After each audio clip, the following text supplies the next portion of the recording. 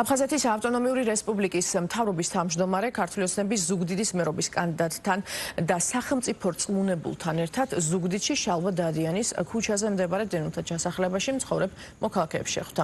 გიორგი ჯინჭარაძე დროებითი ოკუპირებული აფხაზეთიდან დევნილი მოსახლეობის საჭიროებებს გაეცნო და მათ ავტონომიური რესპუბლიკის მთავრობის პროგრამები გააცნო.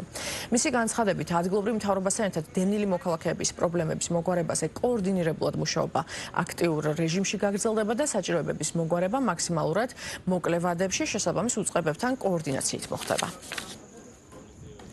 ჩვენ მოვისმინეთ მათი პრობლემები, საჭიროებები, რაზეც ჩვენ მომავალში მოვახდენთ რეაგირებას, ასევე საჭიროებებთან და გამოწვევებთან ერთად ჩვენ გავაცანით მათ ჩვენი სისტემაში შემავალი სამინისტროების, როგორც განათლების მიმართულებით, ასევე ჯანდაცვის მიმართულებით სხვადასხვა პროგრამები, რომელსაც აფხაზეთის მთავრობა ახორციელებს და ზოგადად ჩვენი მიზანია, რომ მათი საცხოვრებელი პირობები იყოს ღირსეული. ძალიან თბილი შეხვედრა ჰქონდა ადგილობრივ მოსახლეობასთან. მადლობა აფხაზეთის ავტონომიური რესპუბლიკის თავმჯდომარის ბატონ გიორგი ჯინჭარაძეს, რომელიც მუდმივად გვერდში გვიდგას, მუდმივად ეცნობა ამ ადამიანების პრობლემებს, ყოველდღიურობას, თუ რა ჭირდებათ მან და მათ და ჩვენ მაქსიმალურად ვინდომებთ, რომ ამ ადამიანებს ყისიერად მოუგვარდეთ ის პირველადი პრობლემები, რაც მათ გააჩნიათ. ძალიან კმაყოფილი ვარ ამ შეხვედრით, ძალიან ბევრ რაღაცაზე ველაპარაკეთ.